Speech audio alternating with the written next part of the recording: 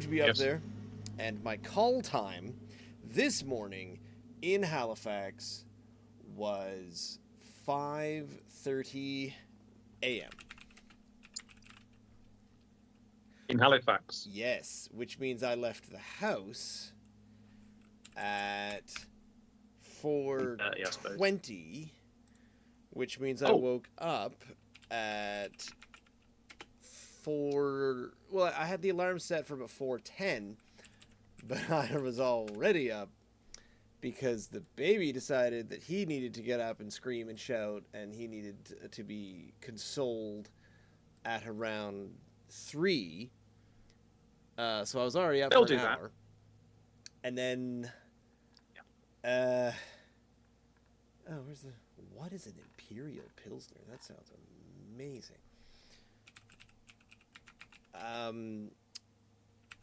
Yeah, and because we also went out last night because it was pretty much the only Monday of the year that Joe's not here.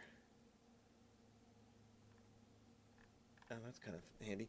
So we went out to Patty's with Jamie and everybody. I know I'm trying to do like 3 things all at once.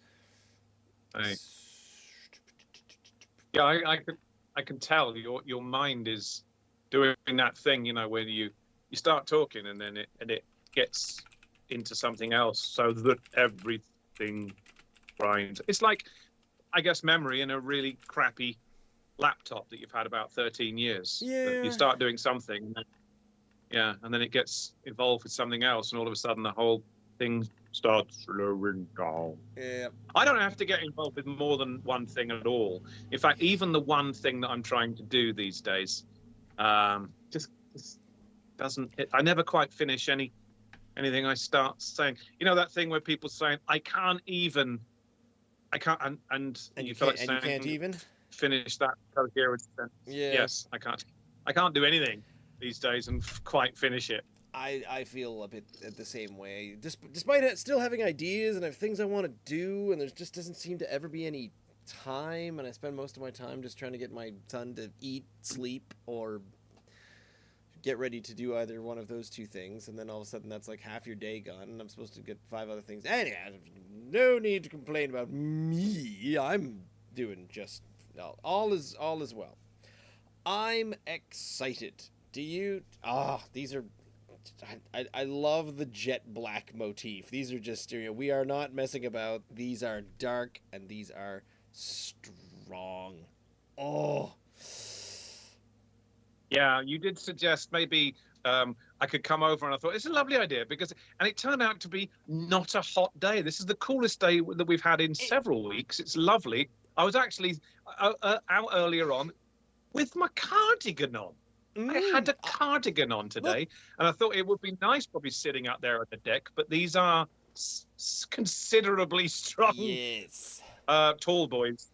So maybe another time, a couple of weeks maybe. I'm finally going to get to sit on your deck and have a beer with you. I'm going to have to swipe away several of the cobwebs. The deck is... We noticed that during our, 3 heat waves, the 3 heat waves happened, and the entirety of the outdoors, we have been encroached by spiders. So the spiders have just basically moved from the woods, and all of the cobwebs and the spider webs now connect our house to all of the woods surrounding us. So it's just this net of spider webs outside the house. Right. Well, you don't have to do any decorating for Halloween then. Ooh, that will save time. Anywho. Oh, that's interesting. I did the thing, sort of. Hang on just a second here. Oh, that's in there. Ooh, that's interesting. I rinsed out my glasses. So this is my nice new from Unfiltered Brewing, my glass from there. And I rinsed off the top of my cans because they sat in here in the different spider house, which is the spider closet. The spider inside, not to be confused with the spider outside. Many spider houses. Regardless. Clean spiders inside. Are you Dirty ones outside. all set? Shall we away? Yeah, why not? Go for it. Right. I am Ross. Joining me as always is my co-host Ian, and together For the first time in months, I am wearing long sleeves, and we are attempting to drink Nova Scotia dry. It has been hot. We've had the heat waves, so I feel like this is probably the best segue into our interest in the dark beers, because everyone always said you go into a place anytime if the sun's out, if it's summertime, if it's somewhere between April and October, and you say, "Can I have a dark beer?" And it's not everywhere anymore, but certain places still sort of say, "Well, dark. Well, no, we don't. Why would we serve a dark beer in the summertime? We don't do that. It's ridiculous." Mm. Mm. And so while the weather it's cooled down a little bit, we're at a little bit of a cool temperature, so we managed to get out the dark beer, the really dark beers, the super dark beers. Look at these jet black cans. I'm loving this, but also the strong dark beers, because this has happened a few times, more than once, when I say, "Oh, it's a stout, but it's only 4.4." Come on. I mean, I think Imperial Stout, to a lesser extent Imperial Brown, that's my brand. That's what I will drink. That's what I want. I'll drink them all. I'll drink them all. If I had a preference, it would probably be for the barrel aged offerings that just add that little something else to it as well. But of course, you can't drink. You can't sit there and have 3 or 4 of them. You could, but you'll be on your back pretty soon. If you were sitting in a pub and slowly, and what I like about them is they are a nursing beer. You know, you put it in your glass and you sit there with your pint, and your pint slowly moves down, and you're just sipping away at this nice strong beer. And if you're 2.5 hours in the pub and you have a pint, or even 2 pints over 2.5 hours, perfect. That's what I like. Because here's something light. I'm sort of, I get through one in 20 minutes, and I need 5 more, and then all of a sudden you're, $60 in the hole. Yeah, you don't do that with the big, thick oatmeal stouts, do you? And things, because they're very, very filling, and it's probably just as well that you do take them to your time with it, because you'd feel like, well, for a start, how many calories are there in stouts? I'm kind of thinking there might be more. I don't know why I'm thinking that they're more calorific than their paler brethren. But I might be totally wrong. It's clearly going to be sugar and alcohol based where all the calories come from. So am I wrong? I feel like we looked stouts this up. We looked it up. Which beers are lower in calories if you want to blah, blah, blah, blah, blah. Beer with alcohol, the low-calorie beers are, many of the breweries. This seems to be specific to one brewery, so I need to widen my gaze a little bit. Trying to gain, you're currently trying to gain weight. That sounds weird. High ABV beers will have higher residual sugar content and thus more calories. Mm-hmm. Basically, the drunker a beer gets you, the fatter it gets you as well, broadly speaking. Oh, broadly speaking. Oh, no, well done with the broadly speaking. Take a bow, sir. Take a bow.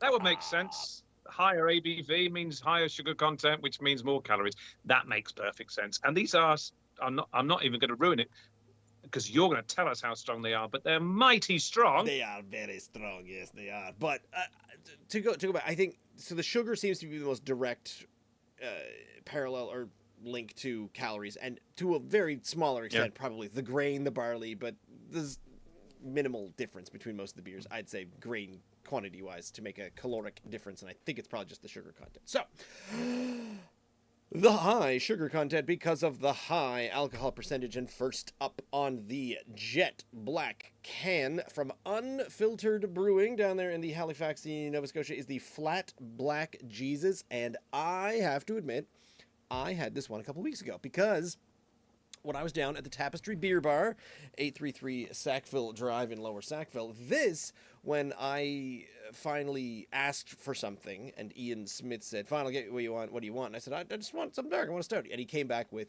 that, and I recall liking it quite a bit. It is a 7% alcohol by volume. It just says stout and strong beer on it on the can. Pretty much just says keep cold. Has the ingredients: water, barley, oats, hop, and yeast. But if you wander over to the website at I got it. Uneffingfiltered.com. We'll try to keep ourselves outside of the bad words. The description: our big, bold, and deliciously hoppy American stout. Now that makes me a little worried. It said the H word and the A word in the description. Huh. I feel like when you add American to things, that's going to imply that kind of over hopped, maybe not quite so well balanced. But I recall it being pretty well balanced. It is. Oh my god, the can is very full. Delightful smell to it. There's almost a little bit of a. Ooh. Have you opened this? What you? I haven't opened it yet. I'm just my mind is keep cold and drink soon. It says on the side of the can. We're going to do both of those things. Of course, I dragged mine out of the fridge, and I'm drinking it really soon, like in the next minute or two. Is that the instructions? Because they're very, very simplistic instructions. Well, yes. How soon do they mean? I mean, Because I'm doing it now. You pour it into the glass, and then you let the glass, and oh my, the head on this, and of course I also love this glass. I'm gonna get this wrong. I'm trying to learn all the different glass shapes, and this one is definitely I don't know if this is this a snifter style glass? This round one, it's kind of the round bowl with the fluted plate bottom. Are you asking me? Is that the name of it? A snifter? Is that what you Yes. just came up with? Well, I thought I've it was no a idea. snifter glass. Types of beer glasses. I have wandered down this rabbit hole so many times. Pilsner. Technically, apparently, it is a Pilsner glass. It's much like a I'm marveling. goblet. Yeah, goblet looking. This can could not possibly fit any more beer in it. I don't know if yours was the same. I've opened it. I haven't poured any, but it's already over the. It's out. It's come out of the top of the hole. So does that make sense? Yeah, mine was quite full as well. It's reaching. Yeah, it is. I open it up and already it's over the top. And I'm not talking about the foam. I'm talking about the beer itself. You could not have got any more in this. And here it goes. It's pouring. Yeah. You had this a couple of weeks ago, Ross, and was it a week or two back? You said, and you on draft. It was on draft down at. I'm an idiot. And I can't think of things. I didn't get a lot of sleep last night, so if I trail off, it's because I'm just gonna blame it on that. When I was at Tapestry Beer Bar down in Sackville, 833 Sackville Drive. That's my favorite way of describing it now.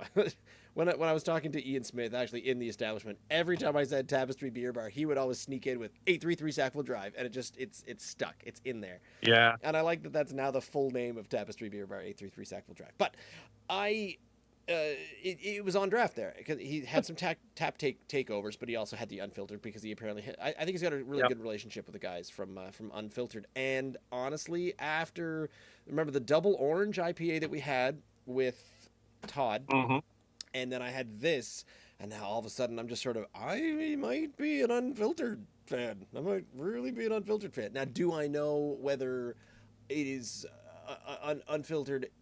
Is it called that because that is, their standard brewing method? Maybe.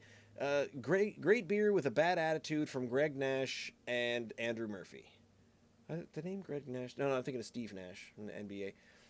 Store hours closed, not open at the moment. Blah blah blah. Now pouring a bunch of these, couple of these. This might not be available right now if you go in there. The flat black Jesus, also known as the FBJ.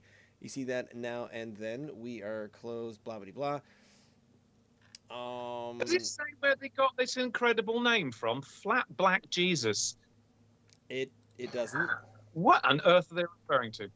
Hang on, let me check the blog here, and then Flat Black Jesus Unfiltered. Let's find out. Our Big Bold Deliciously Hoppy, blah, blah, blah, is an American-style stout by Unfiltered, Master's Beer Advocate, Craft Beer Monkey, Flat Black, Unfiltered, Flat Black Jesus awaits. Aha. Ooh, Canadian It's beer news. Here's a good one. Available for growing. American style stout brewed with plenty of locally harvested wet hops, dry hopped with several new Australian hop varietals, and then conditioned on oak. Still doesn't say where that comes from. So, okay, flat black is like a paint. You know, I guess you'd have a. It's a very. a matte, yeah, matte black. We call that in the UK. Is it the same thing as a flat black? I.e., the color of the can, which is not shiny. It's a flat or a matte black. Yeah. I'm wondering whether or not. I'm wondering because on my taste buds, there is coffee, and quite often there is, you know yourself, an awful lot of stouts have that coffee profile going on. This does have a subtle coffeeness to it. Flat whites are all the rage now. I just got back from the UK. I'd never heard of flat whites until a couple of years ago. But Yeah. everywhere you go now, flat whites are a thing, and I became quite a fan of both Rebecca and I did. If we don't want to go and get a standard coffee, we seem to get a flat white. I wonder if a flat black is the same, i.e., it's a coffee, a flat black, a flat white then would have cream in it or milk in it. Maybe it starts as a flat black because this definitely has a coffeeness to it. It's not. I'm not It's smelling I didn't- coffee. Are you not tasting it? Because I am. It's a subtle one though. It's not one of those things where you pop it or you drink it and you go, "Oh my god, it's so roasty coffee-ish." It's not like that. Was I It's looking quite subtle. stuff up on the internet while you were tasting it? Are you already nose deep in this? He said sheepishly. Oh, there's All right. definitely a. Time to drink that wine. Yes, I'm sorry. I did start it. Yeah, it's really subtle. Okay.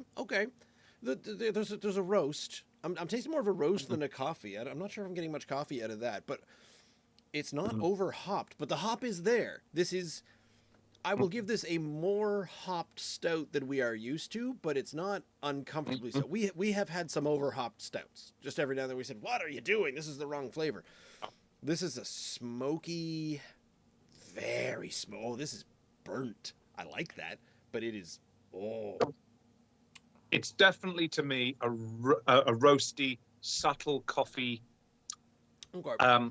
Yeah, it mentioned the hops. So you were a bit worried about it. No, they're not overpowering at all. It's not. It's maintaining its maltiness, so the hops aren't saying, "Oh, here I am. I'm gonna change it from being what you expect from a stout into something else." It's not. Yep. But it's still. Excuse me. It doesn't have the richness and the thickness that traditionally I'd have looked for in a stout. But that's not any. This is not a negative at all. This is. I don't know that it's my favorite stout ever in the world. Oh, way at the back. After the mouthfeel goes away, when you let it settle, the back of my throat, there's a sweetened chocolatiness. That might just be the roasted malt coming down the very back, but it's just right at the back of your throat. Quite good, isn't it? I quite like yes. this. Mm-hmm. Yeah. That is a darn good pint right there.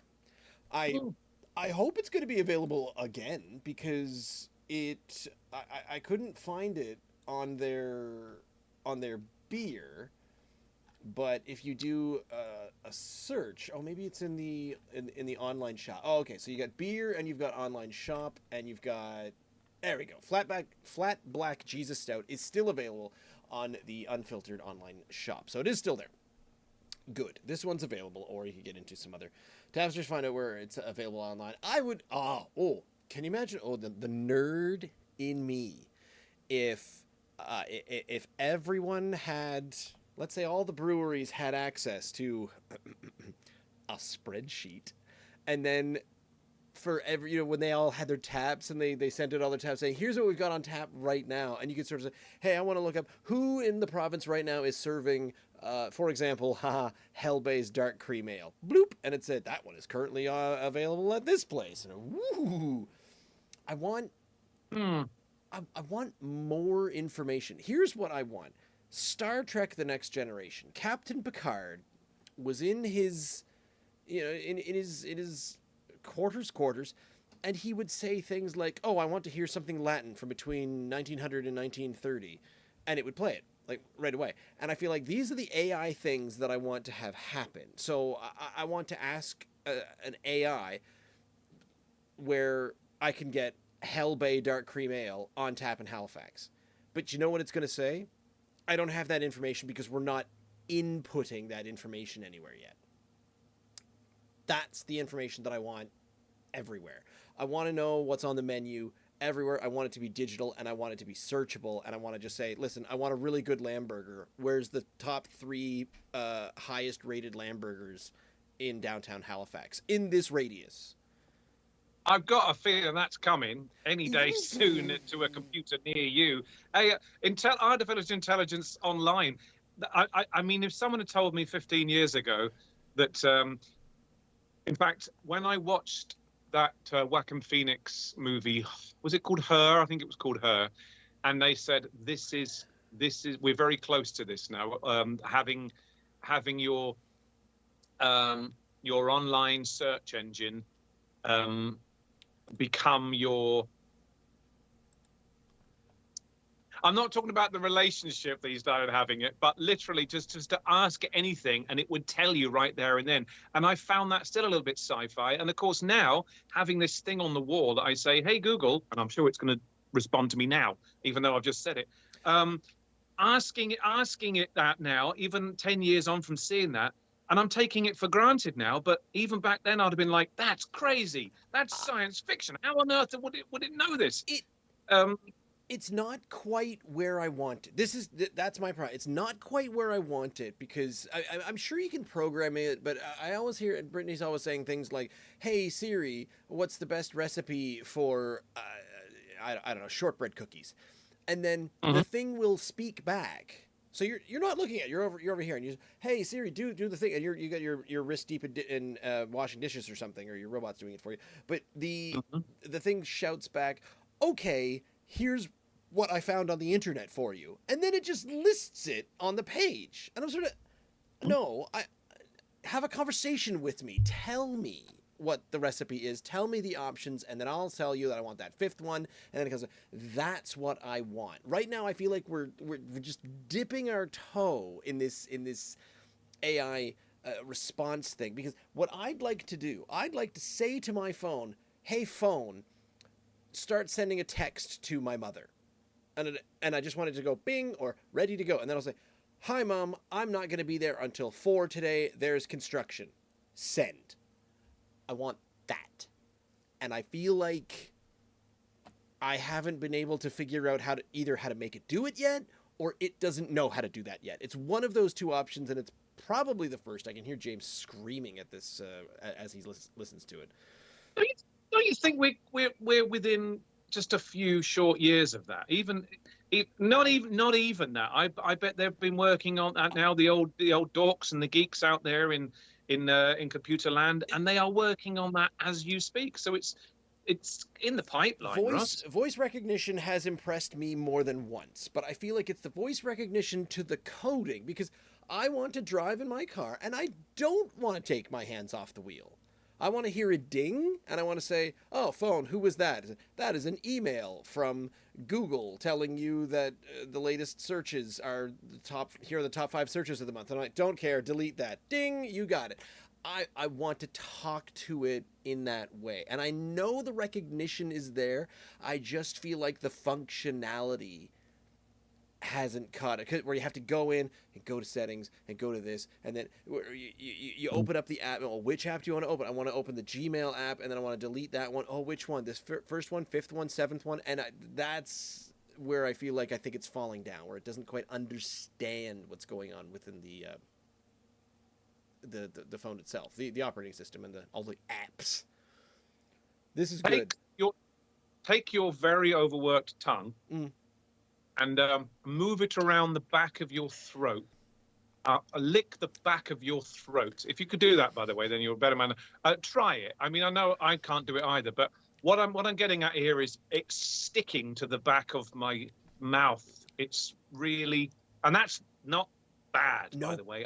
There's so much flavor back there. I feel like that's where the best part of the flavor is. That's where it's becoming like a very thick, sweet chocolate stout is back there. When it's all said and done, it says, I'm going to wash through you like a coffee stout. But when that's all over, there's this sweetened bit later. There's also, I'm not overpowered by either chocolate or coffee. And I quite often, it's not purporting to be a chocolate stout or a coffee stout. So let's get that out of the way. It just says flat black Jesus. But I'm thinking that the flat black is a reference to a coffee. Goodness knows what the Jesus is referring to. But anyway, where I'm going with this is, it is roasty and quite sweet as well. But also there is bitterness to it from a dark chocolate without it being particularly chocolatey. It's difficult to pinpoint, which is why I'm thinking it's really very rounded. It's neither one thing nor another. I'm not being overpowered by one thing or another is where I'm going with this. And forget about hoppiness. There is slightly more hoppiness than there would be in an oatmeal stout or a much thicker, full-bodied stout. 7%. It's full-bodied, but it doesn't have a hop profile at all. It's still quite malty, just with a hint of hop. So it's got the sweetness of a malty black stout. I really like this.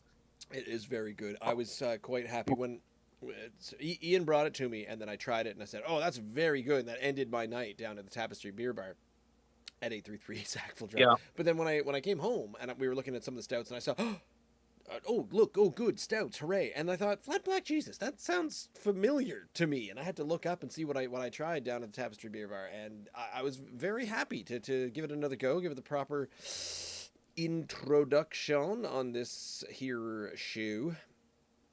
I guess it would have been my first tasting back there. But so flat black is either a style of serving coffee, which is just several espresso shots in one, just a very, very strong black espresso coffee, or it's also possibly a metal band called Flat Black. Flat Black. Yep. Okay. Well, what about this Jesus fellow? What's he all about? I mean, I don't know. I can look up bits and pieces of him. He's got a couple of statues around the world, but apart from that, not much on his legacy, life, or especially birth. Not a word, not a peep. Very odd. It does say here that he's about 2,224 years old. So that's, I mean, well done.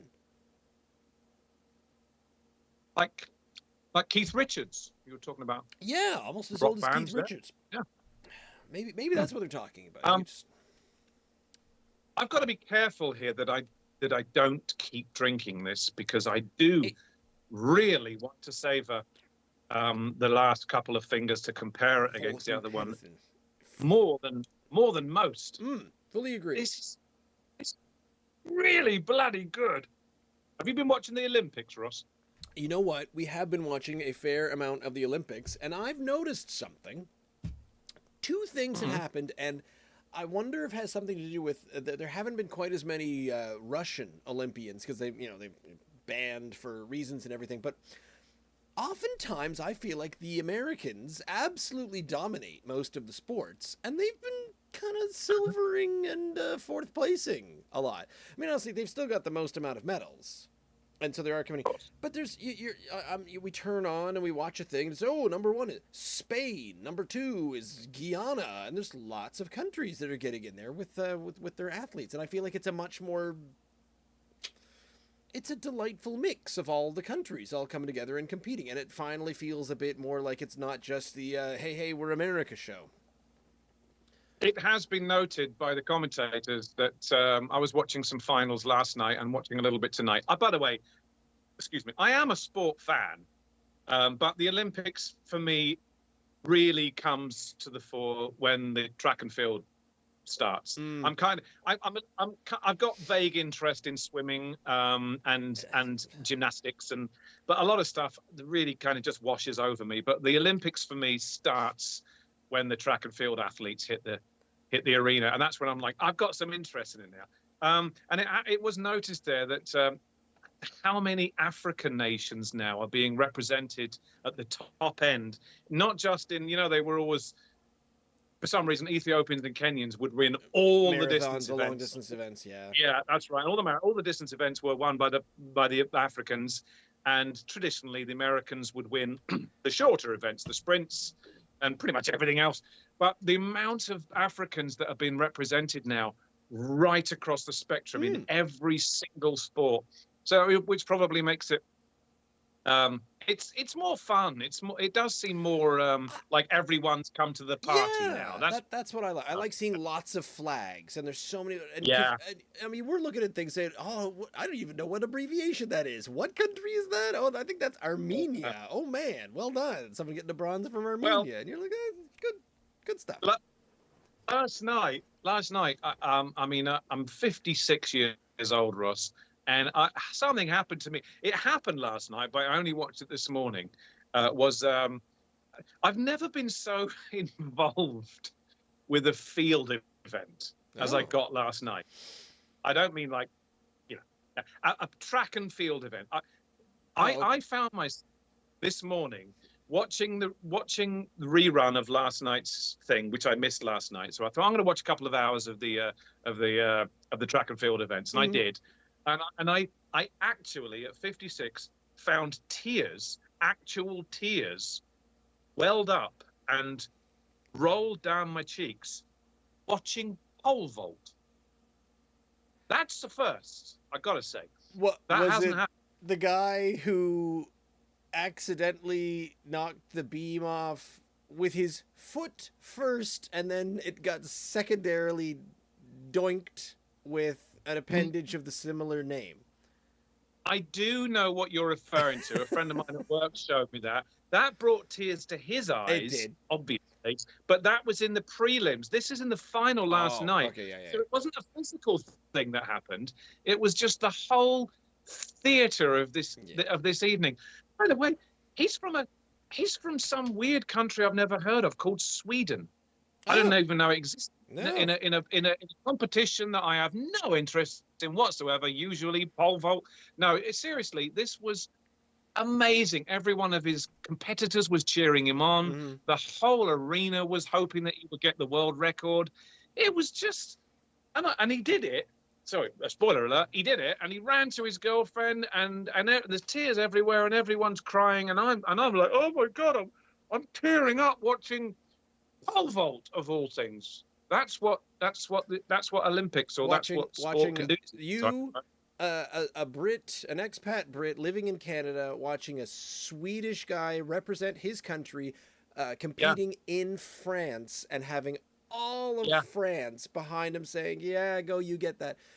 When all the competitors, the whole world was cheering him on, and I just got totally wrapped up in it. It was amazing. I agree. I fully agree that when it starts to become about the excelling of the and in the sport, and the whole country politics, the medal standings is the worst thing that's ever happened to the Olympics. Because I say this to my daughter all the time. She's watching the thing, and she says, "How come the person in first place is like hugging the person in second place?" And I said, "Because they freaking know each other. They probably have an apartment together." She said, "Yeah, but one's from Moldova and one's from Finland." And I'm like, "Look, there are like 3. They all train in the States. Yeah, there are 3 places that you can train as an elite athlete for these Olympic records. 3 per sport. Each sport has like the best place in the world to go and train, and that's where the top 8, these top 10 athletes all live in, Cleveland, and that's the for some reason Cleveland is in my mind the best place to learn high jump and to train at high jump. Maybe, but they all live there and they all know each other, and that's my favorite part of the Olympics is when the commentators are all saying, "That's another medal brought home to America." We've been watching a little bit of the NBC coverage, and it's embarrassing listening to those commentators. It's so off. But when it becomes more of, and they're happy to see each other, and there's all the wonderful stories. And I wanted to mention this about the Olympics. It's the side stories this year that are absolutely getting me, because there used to be side stories now and then. Remember all the stories of during one of the marathons, they're all running down, and one guy, I forget what country, one guy, he was about to go the wrong way, and a guy from another country said, no, no, no, no, it's this way, it's this way. And then he ran the rest of the marathon with his hand just holding up the guy in front of him, the guy's back. And then when he finished it, they said, why did you do that? You could have got the silver medal for yourself. Why you got the bronze? And I said, I could not have lived with myself beating this man who was faster, he was already ahead of me. I could not beat him, so I should not beat him. And it's when the athletes they take the games back to be about the athletes and to stop being about the countries. That's when I tear up. And you are absolutely right. If I'd been watching pole vault last night, I would have been crying along with you. I know it, because it's moments like that where I say this is what should be happening, and I'm glad it's still happening in this day and age with all kinds of political rhetoric and all the nonsense that's going on right now. I'm so glad that they're still able to cling to that mentality of, I am an athlete, I was born in this country, I've trained all over, and I know almost all of my competitors, and I know that, you know, Dougie over there is faster than me, and so he'll do the best, and if he gets the world record, I'll be so happy for him. It's moments like that I love. So I'm right there with you. I fully agree. It was amazing. Was Joe, before you crack on to the next one there, because I'm so excited about trying the next one. Did Joe watch any of the lake stuff? I would imagine that she would have a passing interest. So, she allows me in her life more than I expect. You know, so she allows me to be involved in stuff like that. But every now and then I find there's a moment where I feel like the very out of touch, fuddy-duddy, you know, the awkward dad moments. And it's moments like the other night when Brittany looks up what's going on with the canoe kayak. So you don't bring up canoe because she kayaks. So it's got to be all kayak. Rowing, we don't even speak about rowing. That doesn't exist. So kayak. That's K1, K2. Oh, okay. Let's talk about K1. And Brittany was saying today, have a look at that. Yeah, all of the Canadian finalists, or all the Canadians, they moved on to their next round. Oh, that's good, including one who, it's a big country, but one of them holds the current Olympic, maybe world record for a certain race, and they're from down here in the city. So they race on the same lake that Joe does down there, and she happens to be from one of the clubs. So okay. Joe's over. She just kind of runs in tonight because she was picking up some mail. And I said, hey, did you notice? Were you following all the Canadian athletes? They made it onto the next round in kayaking. And she looks at me. She goes, yeah, but Dad, they all suck. And boom, boom, conversation done. That's it. That's all I get. Dad, come on. No, I'm not following that. They all suck. And I'm thinking, but wow, but. But remind me of her age again. Is she 16, 17 now? 16. So 5 years ago, your pole vaulting Swede, his parents, two Olympics ago, maybe like 2016. Yeah, 2016 Beijing.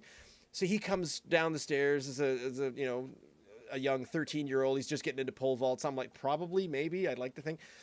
He might even. He was 6. He would have been exactly. He's 24 years old now. He would have been exactly. I was guessing early 20s. So he was 16, and he's coming down the stairs, and his Swedish parents are watching the Olympics. Hey, ja, Svenkel, look, yeah, the man is doing well on the pole vault, and look, he got almost the Olympic record, and then dude, he's coming down saying, yeah, Mom, I don't care, they all suck. That's. Imagine. And then he goes on to break their world records. So maybe he had a point. Maybe he was better than them already. So, okay, if Joe is breaking these records 8 years from now, I'll shut up. I will officially shut up, and she can have that one. But as for right now, is she enthusiastic about the kayak? No. I'm amazed by it. I thought that really appealed to her. I thought that would. She loves to watch her favorite sports are diving, and she likes to watch the gymnastics.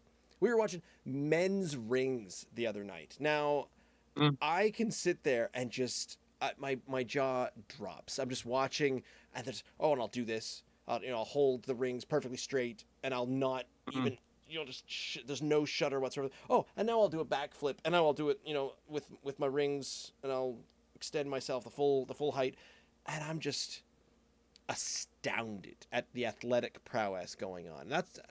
So I like to watch it when you can really appreciate the athleticism. It's unworldly, isn't it? What they can do, it really is. It's beyond comprehension, the strength and the athleticism of these people. They don't sit around drinking 2 or 3 pool boys of an evening. That's probably the message here. If you want to become an athlete. And yeah, they were probably busy right now. If we had them on the show, it would be like quarter to 2 a.m. right now. So that's the main reason that we didn't get Canadian Olympic medal winners drinking beers with us tonight, is because they're trying to get some sleep. However, they're missing out. You mentioned diving there. I won't go right into it. I'll do a diving anecdote a little bit later on about the Olympics. While we wait for the head to subside on this one, but from Tusket Falls out of Yarmouth, well, specifically Tusket Falls, just outside of Yarmouth, down in the south shore, the southern tip of Nova Scotia, is the Moonlight Ride American Stout, 7.8% on the ABV scale there. But, and I do have bad news of this one. This one is no longer available. Not currently in production, 7.8% ABV American Stout. A full-bodied American Stout with rich aromas of fluffy whipped cream atop a warm traditional Christmas pudding. Notes of raisin, black currant, cocoa fill the palate with a smoky cigar finish for balance. Are you kidding? Have they got all that in this little 473 can? No. Well, raisins are small. Cocoa beans are small. Cigars, you can get a pretty small cigar and chop it up and pop it in here. Oh, the richness. I don't want to open it. I don't want to open it. Yeah, I've got those things are dancing around in my mind now. I'm thinking, this could be the greatest beer I've ever had with all those things in it. And you're sniffing it. I don't want to ruin it. I don't want to ruin it by opening it and then going, yeah, I'm not getting any of that. The look on your face. It is a curse on this show to explore. Yeah. Yes. Oh, the smell is good. To explore, and the wording sometimes doesn't match up, and we have gotten excited about the wording on a can, and then we drink the thing and we think, that's not very. Hang on, no. Yeah. But I think this one might do a bit better. There's me Tusket Falls strange glass shape type thing. Which one's this? This is a. Doesn't tell me what kind this one is. But the other one might have been either a goblet or a large tulip. This could be a rise. It's a funny shaped one. But no one, when I'm looking up the different types of beer glasses, no one's got every single type. No, this is nearly a stout type. So I think I'm drinking the right one here. It's somewhere between a stout and an IPA because it's fluted at the top. Oh my goodness, it smells. What are you smelling off of that one? I'm getting my hooter right in there. That's it. It's pouring like Castrol GTX. So the fruity sweetness, I think, raisin, black currant, cocoa, maybe to a lesser extent, are really coming through. So this traditional Christmas pudding, rich aromas of whipped cream and Christmas pudding. I guess so, but I'm definitely getting that smokiness out of there. Yeah, some smoky cigar finish, maybe. Because a cigar always, or like tobacco, raw tobacco, which I have bought more than once in my life for friends of mine who smoke pipes, has that. There's a flavor to it. There's a sweetened kind of a toffee raisin to it, but also this beautiful earthy herbal side to it that I like. Of all the smoking I've ever done, careful, hold on to your hats. Of all the smoking I've ever done, pipe smoking when I was 17 was the most enjoyable thing. Oh, Smoking wise. I hang on. I'll explain. Once I get a big sniff. Oh, this smells amazing. Smoking that's right. cigarettes is bloody awful. It's disgusting, and I did it from time to time in my life, and I'm glad I gave it up decades ago. But I was in a play. You'll like this, Russ. I was in a play while I was at school. Different times. This was the 80s, where for authenticity, I know you sat there and smoked on stage only 5 or 6 years ago when you and I were on a play together. But it wasn't smoking, of course. I know it was vapor. It was vapor stuff. It was fake cigarettes, but it very, very authentic looking on stage. But no, this was at school. I was 17 years old. I was playing. I know I mentioned Sweden earlier on. I was playing a Norwegian father. Have you ever heard of the play I Remember Mama? Because it's a play set in the 20s or 30s, 40s, I can't remember. And I played this. I played a father, Otto, I think his name was. And in it, the drama teacher, Jan Hansel, I even remember her name. She was very, very forward thinking for the 80s. It was even different times, but she was so. What can I say? There was no such thing as woke in the 80s, but there we go. We were there with her. She asked me if I wouldn't mind smoking a pipe on stage, because that's what the character called for. I'm like, yeah, I'll do that. So for about 3 weeks, 3 or 4 weeks, during rehearsals and the production nights, I'm packing tobacco into this pipe as a 17-year-old on stage. It was lovely. It was so. I really enjoyed smoking a pipe. I was inhaling it. I was puffing it out and just trying to be this elderly man at 17 years old. That was the nicest smoking experience I think I've ever had. If you're ever going to get into smoking, Ross, and I know you're not, because you're not the kind of guy that would. I probably shouldn't. Be safest not to. I recommend pipes. They're very. I mean, and you look so distinguished. Even as a 17-year-old, I felt so distinguished. A friend of mine. You don't get 20 Marlboros. Late 20s, I guess. He was getting married, and he was just starting to get into pipe smoke, and I traveled to Scotland, and I said, I'm going to find an old-fashioned tobacco store, and I did, and it was like a candy store, but all the jars were full of different kinds of tobacco. And it was like, what do you have? Oh, I'll have a little bit of this, and a pinch of this, and a pinch of that, and I got him a few different types, and I got him an authentic pipe bought right there on the high street of Ayrshire, Yes. Ayrshire, something like that. And yeah, that was one of my favorite. Yeah, I got that for him as a gift. But I've never been. I've never tried a pipe smoke. I've never tried a cigar. I've tried a cigarette twice and did not like it. See, cigars smell wonderful when they're in the box. You know that. Just the smell of opening up. The same with pipe tobacco. It smells wonderful. Cigarettes smell like crap. But if this has got a nice cigar smokiness to it, now the head has not done a thing. Mine's gone completely. This one does not have the legs. No, but I'll be okay with that because don't you find look on your face? Quite often the stronger barrel-aged stouts, the legs don't last either. There ain't no head on it very, very long. So I'm not overly concerned by that because I think this will all be in the flavor. It smells amazing. I agree. Did you forget your anecdote that you were going to say while we were opening this next? No, it was to do with diving. That was it. All right. Yeah. Let's have a drink and then we'll get into diving. So diving. Cheers. Oh, that's the creamiest thing I've ever had. Oh my God. Oh, wow. Now, when it's a second hit. Oh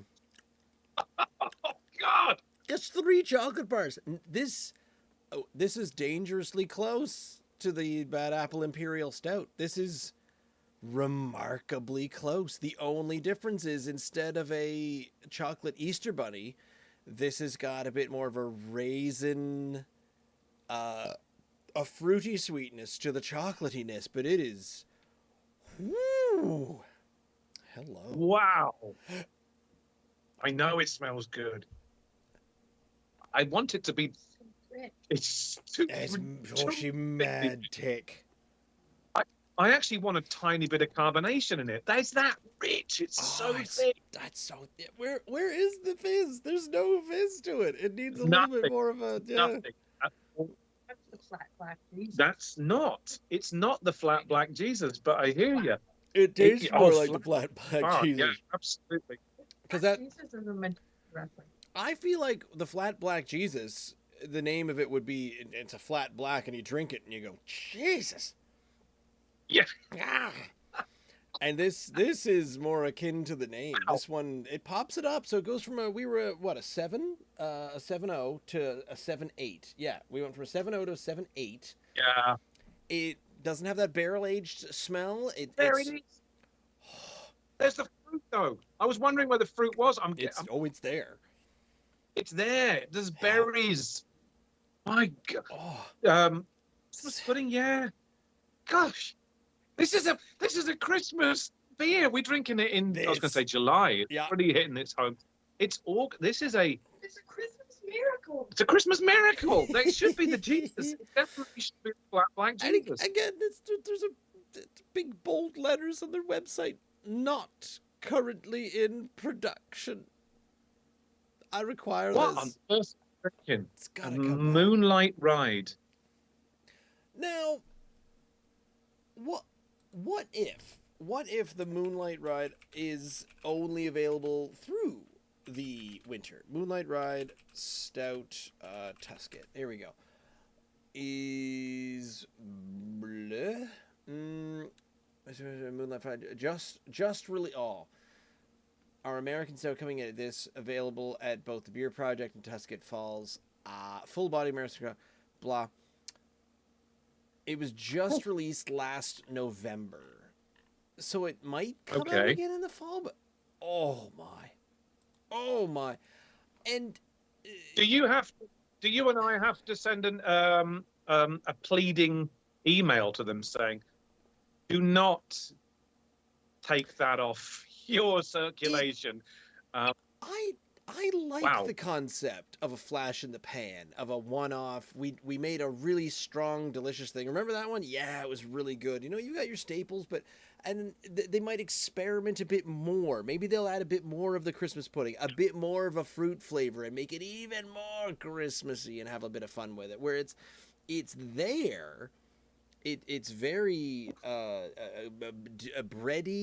It's certainly got a very thick, rich malt to it. A little bit of the sweet. It's not overly sweet, but my goodness, it's not overly sweet by any means. But there is still sweetness there, and the berries, the cherryness that comes. You know, last Christmas, I remember thinking to myself that there was a dearth of decent seasonal ales. I was in the end I had to peek into some stuff from the UK that was Still Brewery had a couple that they were selling in the liquor store, and I was disappointed.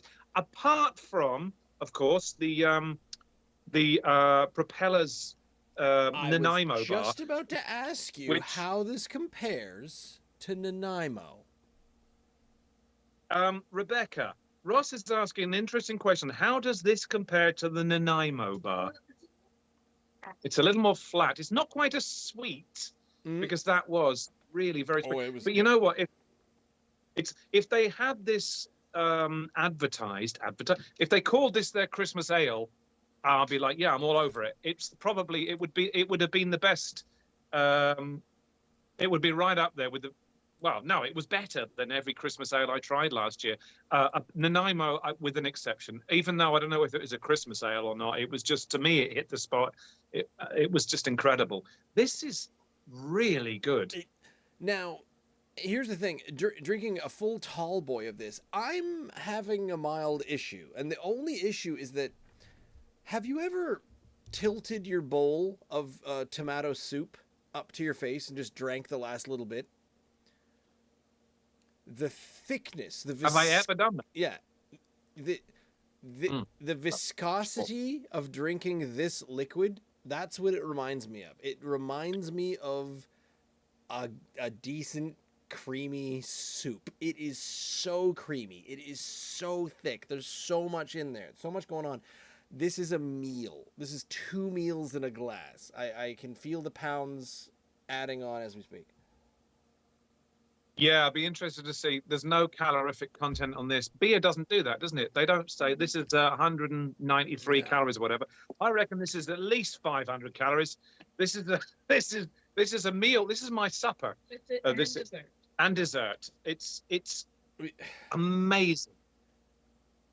But there is a but to it. Oh. I'm drinking it too fast because it's already 2/3 gone, and it's here's the thing. I'm not going to enjoy a second or a third as much as I would the first one. I would need to be sipping this. Oh, you talked about a couple of hours drinking a beer.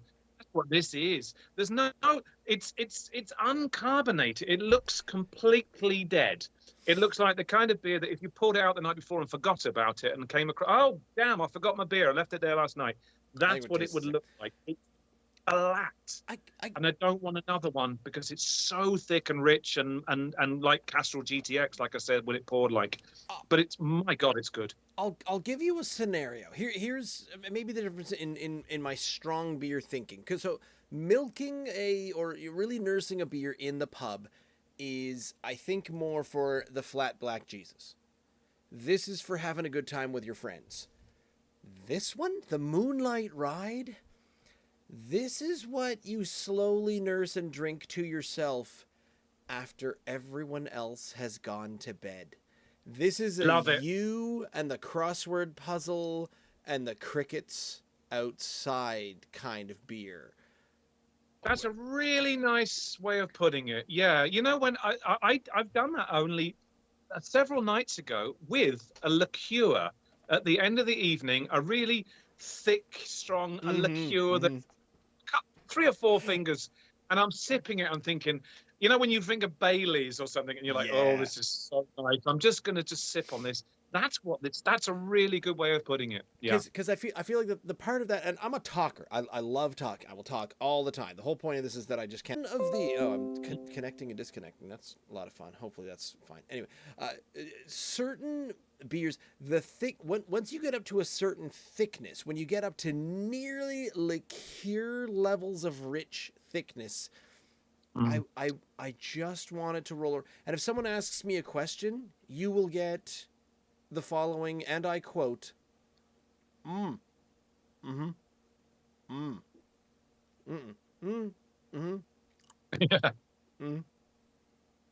you savor it. The most complicated series of grunts is all you'll get from me if I'm sitting around drinking this. This is, it is just, it's treacle. In olden and ye olde England, so this like from the 80s. Yeah, the 80s. I mean, even more recent than you.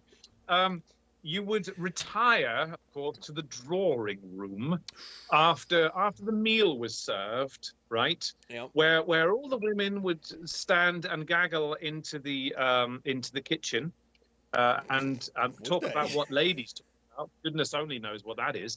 But the men would would retire to the drawing room, and they would have a port and a cigar together. This is porty almost in its. It's one of these things. Sometimes we get the 355 milliliter cans, and I am disappointed. And other times we get one, and I say, "Oh, thank goodness this wasn't in a tall boy." And if this was in a 35 milliliter can, I would say, there's no way that I should be drinking 473 milliliters of this. There's a lot of it in there.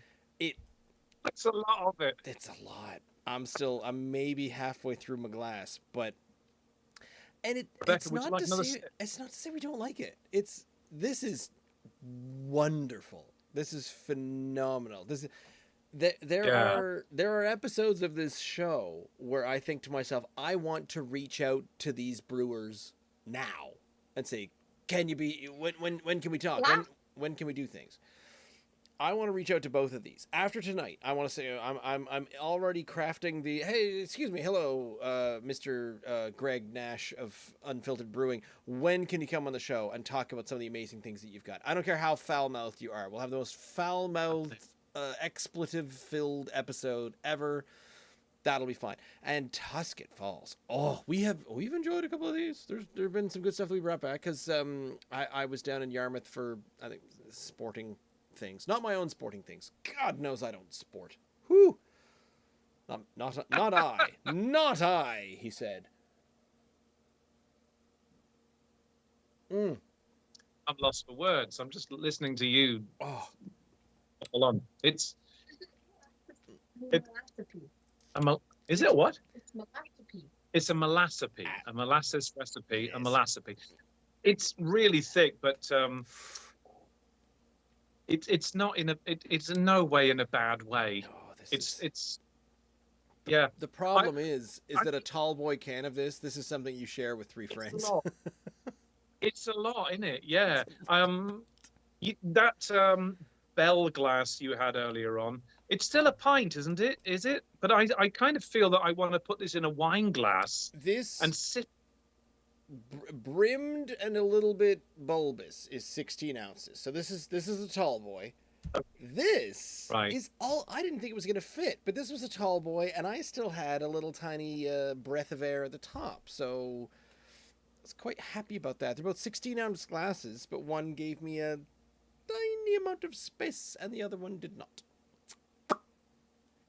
Oh, there's the Wi-Fi. The Wi-Fi for Tusket Falls is just up there behind me on the thing. Do they have the? It's not even advertised as an imperial stout, and it feels it totally feels and tastes and has the body and strength and just weightiness of an imperial stout. And yet they're not advertising it as such. If they don't do this again, Ross, if this was just an experiment and they went, yeah, we'll do a different stout this year, they've hit a pretty high bar. They've set a high bar for themselves if they're not going to re-brew this. Yeah. But speaking with local brewers, as you know, that a lot of them have said they thrive on feedback from the local clientele that drink this stuff. And if enough people are saying, because it's such a small batch that, you know, if you try this and that or putting a bit of that in it, maybe they will go with their little feedback and offer something just a little different. But if they were to offer this every year like it is, I wouldn't have a problem with that. And I'd buy a 4-pack of it and sip it over the Christmas period and be quite happy with that. This is so good. Here's the trick, and we talk about the percentage of stouts. So if this was just say like, here, have a stout. This is a stout beer, and you tried that. We just sort of, I mean, would you kind of spit half of it back saying, nope, I'm sorry, you have squeezed 2 stouts into one single can. And effectively, by percentage, that's what you done. You done squeezed 2 3.9s into one can as a 7.8. It's just concentrated. I don't know. You boil it a little longer. Science, math, something like that, chemistry. And is it not a stout, or is it a strong beer? It says American stout, and I was worried about this one because when you add American, like I said for the first one, and you add American to anything, you think, oh, I'm gonna get that intrusive hop thing. Didn't happen. So as a hop lover, I'd be a little disappointed in this. I'd be drunk, but I'd still be a little disappointed that I didn't get my full hoppy facial blow off. So maybe I'm getting that description wrong, and I'm wrong with my depiction of what a American style stout is. But I love both of these. I mean, these are high 9s, mid 9s for both. 9.4 for the Unfiltered and 9.5 for the Tusket. But when you're telling someone, here is the stout, it's coming in, I think when you tell people for the Flat Black Jesus, and you're saying it's a strong one, but it's an American stout, it had that little bit of hoppy extra that I think was there. So for what they're advertising, nine, yeah, I'm still saying 9.3, 9.4. But the Moonlight Ride, where it says American stout, and it's kind of giving you this, oh yeah, it's going to be a bit hoppy. What was on the site over here? I got to go all the way back, I guess, to full-bodied, correct, American stout, rich aromas of fluffy whipped cream up top, a warm traditional Christmas pudding, all correct. Notes of raisin, yep, blackcurrant, yep, cocoa, yep, fill the palate, smoky cigar finish. So, maybe I'm wrong. They say American stout does not use the word hops anywhere. Okay, all right, sticking to it. 9.4, 9.5. It's I had something there that I was thinking to say. Yeah. I don't know what. No, it doesn't matter. I don't know what an American stout is. I don't know what would distinguish an American stout from an Irish stout or a British stout or a Canadian stout. I don't have any idea whatsoever. What I would say was, this is to me a Christmas or a seasonal cold, traditional cold seasonal ale. It's absolutely delicious. It says Christmas. Did it say Christmas pudding? Did it say fruit pudding? I don't know what it said. I'm almost Christmas positive pudding. it said Christmas pudding. Right. Well, that's where I'm putting this. Yeah. Pudding, Christmas pudding. This, it's fantastic, and Pudding it's a beer. stout, and we love stouts. And this is one of the best stouts. And it's an imperial. If this was advertised as Tusket Falls Russian Imperial Stout or Christmassy seasonal stout, that to me would tell me where they're aiming this at. American stout to me doesn't distinguish it from another stout at all. I don't think it does it credit. Yeah, it's phenomenal. I love it almost. And maybe as much as the Nanaimo that I was all over. I know with the Nanaimo didn't bowl you over as much as it did Rebecca and I, as much as we did. But it's fantastic. I give this almost top marks. I don't know what that is. It's brilliant. And Flat Black Jesus is sitting behind it with 2 or 3 fingers, and I was really enjoying that. And I'm kind of scared to go back to it because it might have come up against something that for me, it doesn't give it the credit it deserves. I'm going to go back to it now. I think it's got a little bit. Oh, I did that. I'm expecting smokier and with a twinge of hop, but I'm still going to Hoppiness. Give it the balance that it deserves. Yes, there was definitely a little more hoppiness to this. It was diving in. That not highboard diving or diving to depths, whatever. But Okay. when I found that, when I discovered that breakdancing or breaking, as they're calling it officially in the Olympics, was now an event, not breakdancing, but breaking. Yes, I thought that might be one of the quirkiest sports that I recall being in the Olympics. If you can call it a sport. I know you're going. Do you? So I did a little search and to find like unusual sports that have been in the modern Olympics, and there were fabulous ones. But the one that came to mind was from the London Olympics of all places. 2012? No, it wasn't. It was in the original Paris Olympics, so that would have been 18 or 19 or whatever the hell it was. I can see how you would confuse the 2 years, 1894 Paris with 2012 London. That makes sense. No, 1896 was the first modern Olympics. Again, no, this was back in Paris actually. So it was the last time it was held there. 1912 rings a bell. I think that might have been where a proper Olympic sport was. They stood on the side of a body of water. It might have been a swimming pool. It might have been the Seine. I don't know. It was a body of water. And I'm not making this up. They launched themselves from the side of the body of water. They held their breath and then launched themselves in there, dove in, if that's a word, dived into the thing and held their breath under the water. This stout is really taking its toll.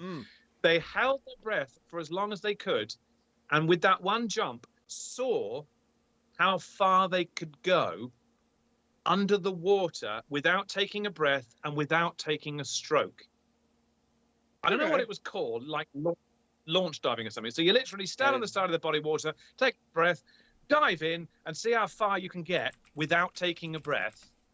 And presumably the losers all drowned, but the winner that year was 19, almost 20 meters without taking a breath, and it was a one-off. They only did it that one year, and they didn't do it anymore. I don't know whether or not there was some accidents that they came across, but I can't even remember what it was called. Are you looking it up? Of course I am. To the internet. Apparently 1896 was in Athens. At the very first one. Yeah, that makes sense. Olympics. Yeah. Hold your breath. The hoppiness, I've got my nose in the other one. Yes, definitely hoppiness comes through again. I mean, more than the...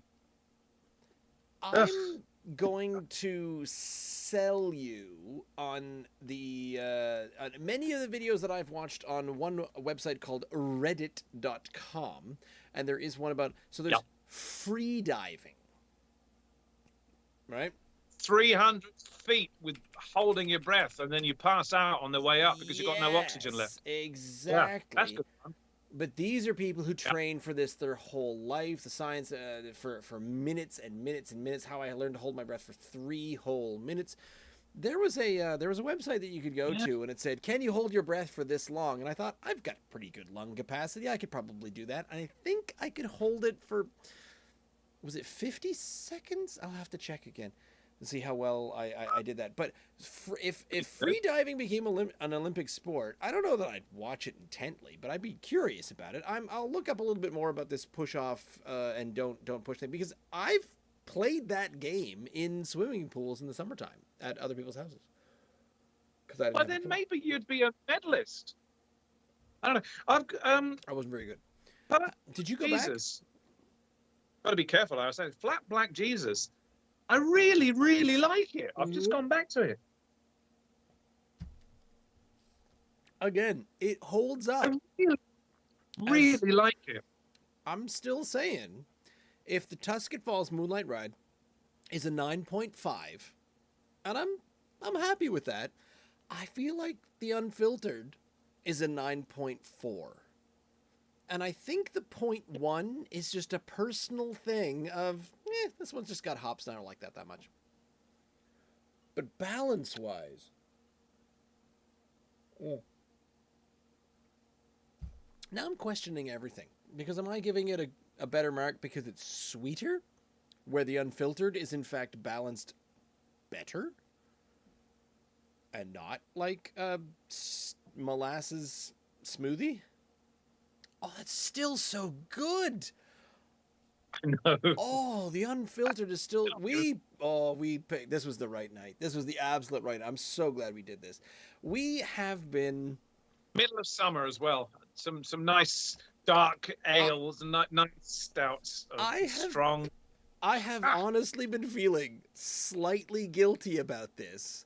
That we've been talking to a lot of guests recently and talking to lots of breweries, talking to especially us and whatnot, and it hasn't just been the two of us being stupid with some delicious freaking beers, and this is a delightful reset, and I'm really digging this. So happy to just be you and I talking about this, yeah. I mean, I love talking to everybody. I love talking to breweries. I want to talk to more. I want to get it all in there. But just every now and then, it's just nice to come back to just the two of us and a 7.8% stout. I was going to have that quiche immediately after I finished tonight because I haven't actually had that much to eat today. I don't really feel like having a meal because I've had I've just had a That's it. meal I and don't need to and eat the now. dessert. Yeah, yeah, I'm done. Sorry. Holy cow. Whew. Mm. Ross, I'm giving that American Stout by Moonlit. By Moon. Listen to me, I'm waffling away. Yeah. It's so Moonlit strong. filtered. Starts, yeah, no, the Moonlight. And the, You know, the Moonlight Tusket Ride. Jesus with the moonlit filtered. I liked it too.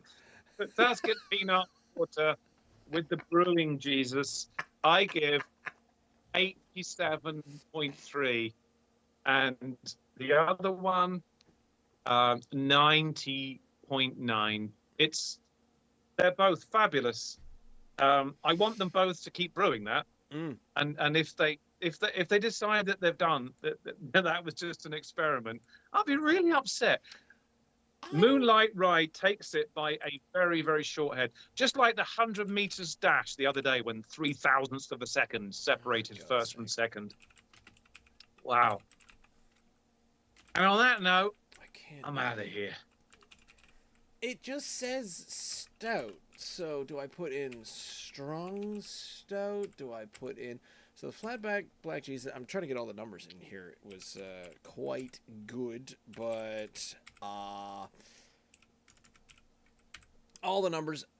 I want to thank Ian for joining me and drinking these delicious beers. These jet black cans. I'm not sure if it's I wish Tusket Falls makes that one again. I hope they keep making delicious things like that and styles like that, and then bring it around and make other things that are kind of like that. Doesn't have to be the same thing. Mix it up, never the same thing twice. Because if it's delicious once, then you might as well just retire.